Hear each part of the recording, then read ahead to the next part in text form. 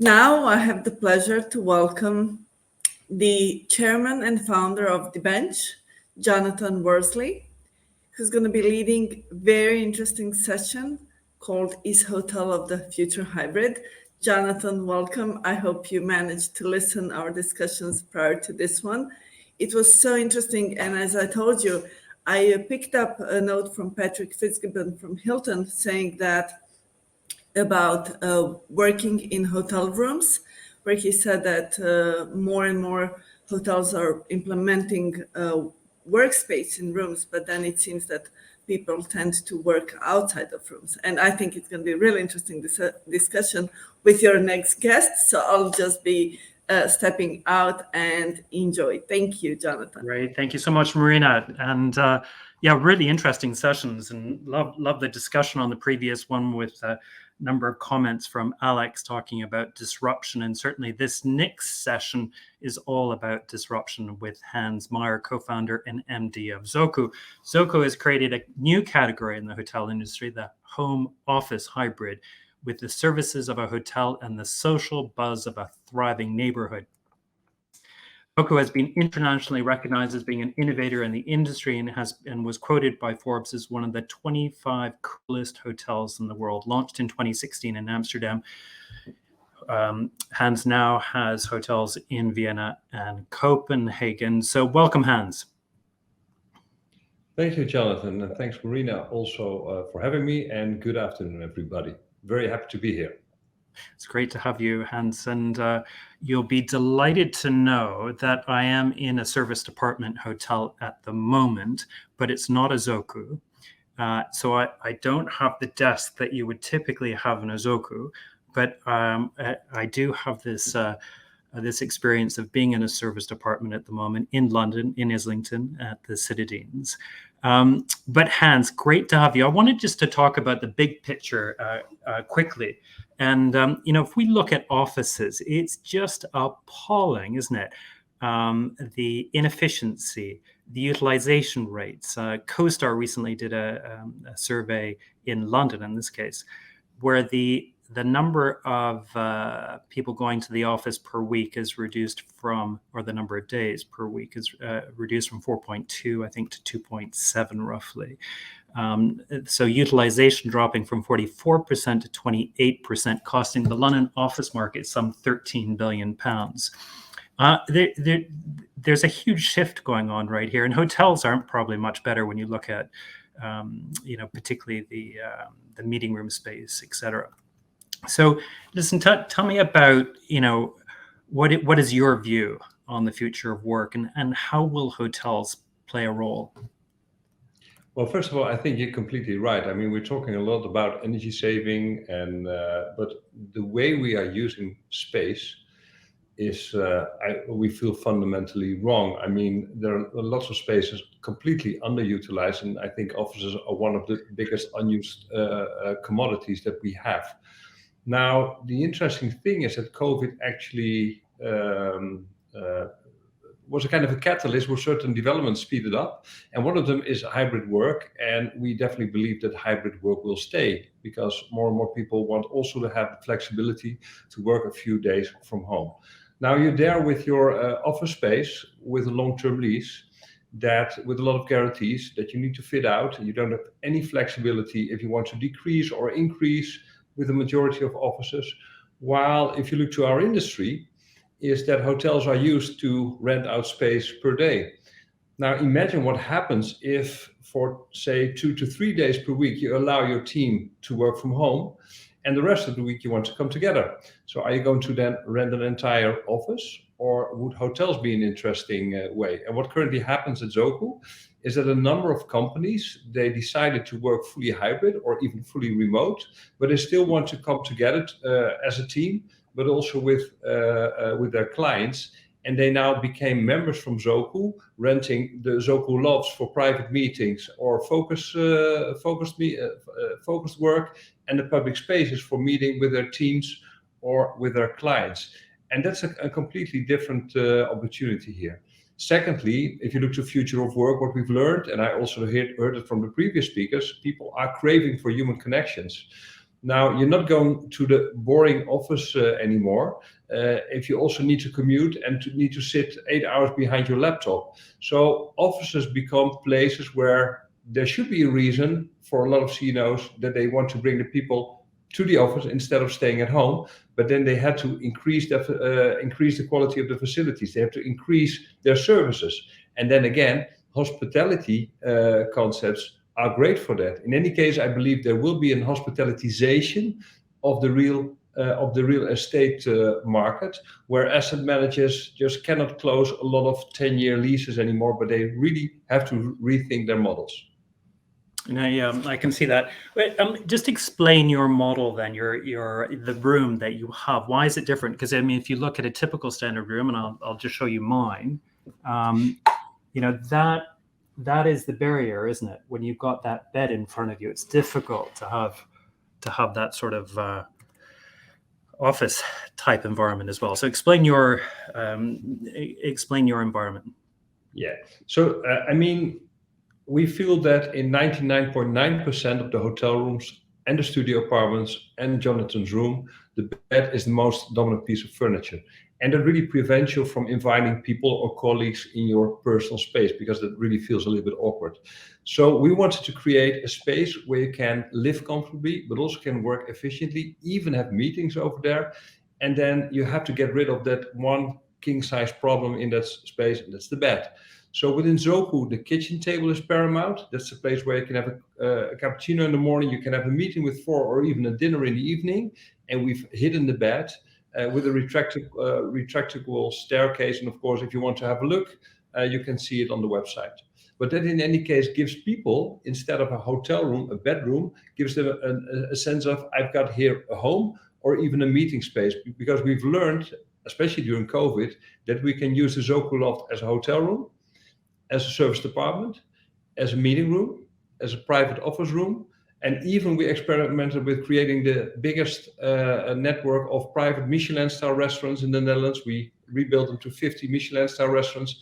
And even we use them as micro theaters when collaborating with the biggest cultural festival in the Netherlands. So flexibility here is key, that you're able to adapt your product into different market segments.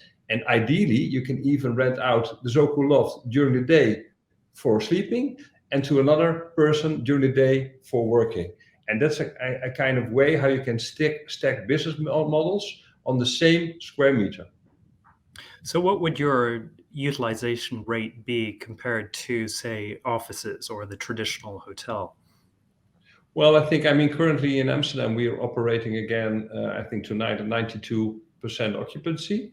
And for the month around 90. So, we really recovered. However, we see an interesting opportunity here to also add, for example, co-working during the day in those private spaces. However, our IT systems are totally not geared to that. We are in an industry where you look to a room that you can sell per night. We feel we would love to look to a square meter that we can sell by the hour, 168 hours per week. And we are now working towards models that we can actually make that possible, and that you even can yield those square meters during different moments about the week. And we feel there's a huge opportunity for our industry here. However, you need a physical product to do so. If you only have the traditional bedrooms, it's far more challenging. Like Marina said, that the people are going to only want to work in the public spaces. So if you're running at 92% occupancy, actually, I did look at your website trying to book a room in the next month in Amsterdam, and it's pretty busy, that's for sure. It's difficult to find a room. But I'm just popping in for the day. I'm looking for an office space for the day. Is that possible, or is that what you're saying at the moment? You're still in the process of developing the IT so you can sell a meeting room space in a hotel room for a period of an hour or two? So currently, we don't have the IT system. However, during COVID, we've learned that sometimes on some days we were able to make 20 to 30% of our revenue through this co-working part. And of course, that's also partly due to the demand for rooms was much lower, but we saw the potential, that's one. The second thing, what is very much important, is that we've been interviewing a substantial part of those users to understand who they like to use this. And what we've learned, that even companies, they didn't allow their people to work from the office, and some people couldn't work from home. They gave, for example, Van Moof, which is a big Dutch bicycle company, they gave their staff the opportunity to work from Zoku during the day. And I think this was a big advantage. And that's also what we see also in the public spaces, because now more and more of those remote companies during the day are actually using Zoku as their offices. So we feel there's a huge potential here. What we as an industry should do is to make sure that we become far more flexible than we are today. Yeah. So running high occupancies for the accommodation element, the office space in the room, you know less about. Typically, people are renting the room for 24 hours. Actually, what's your average length of stay? Average length of stay is around 6 days today. But also here, I think it's an interesting question. We have, for example, a substantial part of our occupancy is long stay, so people staying around a month or longer. But many of those people, they leave during the morning at 7 o'clock and they come back at 7 o'clock at the end of the day. During the entire day, this space is empty as well. Now, we all are used to subletting your apartment on Airbnb. You could even think about, okay, are there new models available that you can sublet your space to somebody else and, for example, get F&B credits while you're in the hotel? These kind of models are still in their infancy stages. But what we've learned over the last few years, that technology always will focus on how can we offset unused capacity and how can we earn money with unused capacity, because the profit conversion of a hotel where you already paid your rent and already paid the majority of your cost, then the additional revenue generates a substantial higher amount of profit. Yeah, I know, I can see that. I know that Jamie Chappell is listening in. He and I were very involved back in the day with The Bench, which we merged with STR on the data side. And one of the things we were always looking at was revenue per square meter, something that really still hasn't taken off yet. It was almost too much data, too much to analyze in terms of the IT systems that we were working with, primarily Excel at the time, going back 10 years ago. But today that's all beginning to change, isn't it? As we start to look at revenue per square meter, look at the profitability of these spaces. What do you think is going to happen with hotels, and particularly the big block hotels, the big meeting rooms, the ballrooms? You get different views. The industry say it's all coming back, business travel's coming back. But is this a short-term bump, or is this how do you see that challenge for the industry when it comes to this space? Well, generally, I think that business travel will bounce back, but business travel will be different. We already now see it, that people are not going to travel 1 or 2 nights, but they travel less often, but they bundle the travel. That's one. Secondly, we see that leisure is really kicking off now, that people, next to their business trip, they add a few leisure days. We even see work from anywhere rising, that actually companies, as an additional employee benefit, give their staff the opportunity, for example, to work a month in Amsterdam, a month in Vienna, a month in Copenhagen, and soon a month in Paris. We already closed the first deals, so it will be different.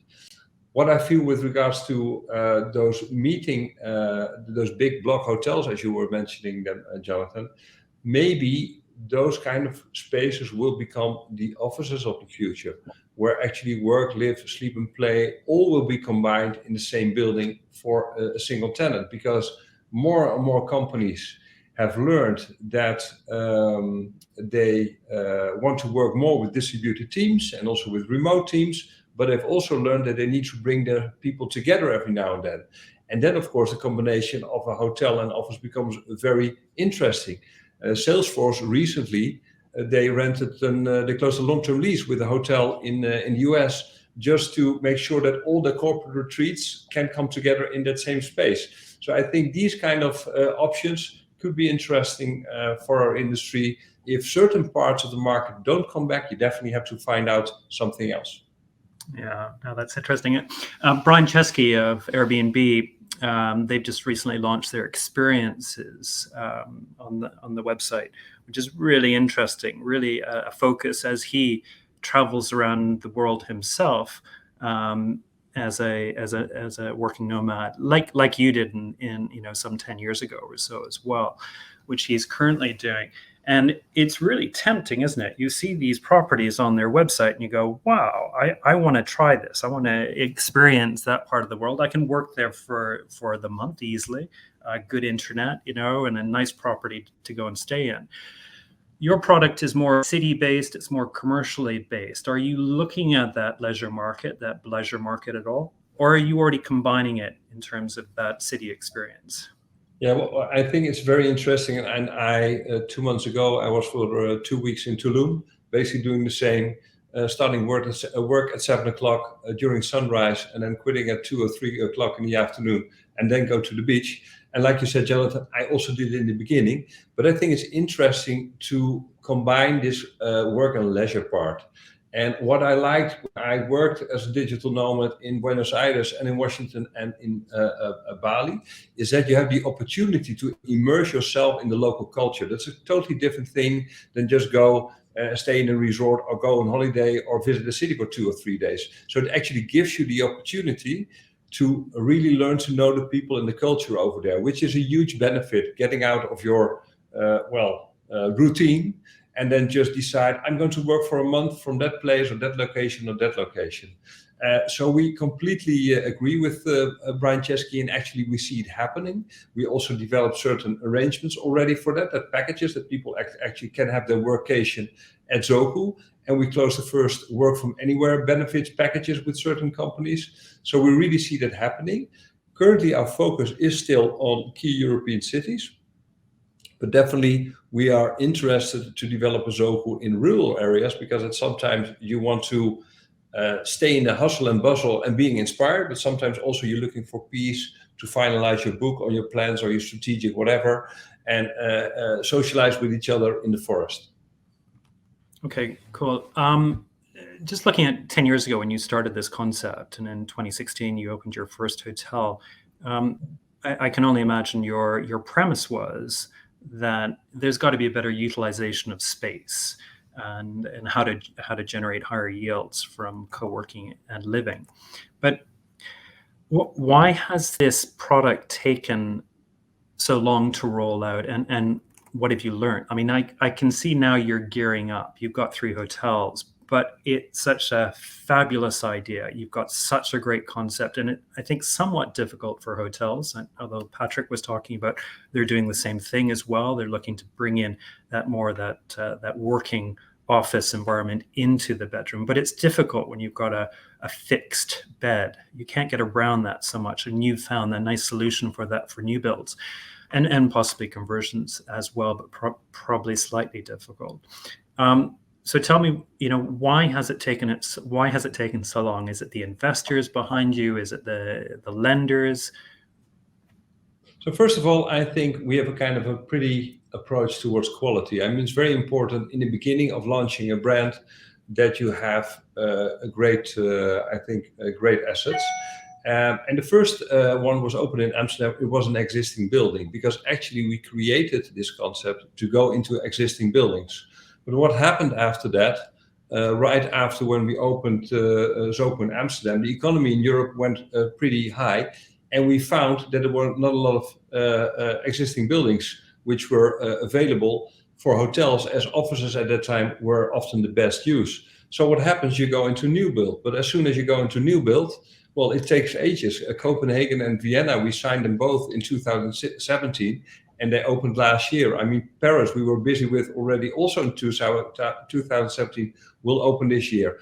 And also fair to say, we had an interesting pipeline, which was also partly washed away due to COVID.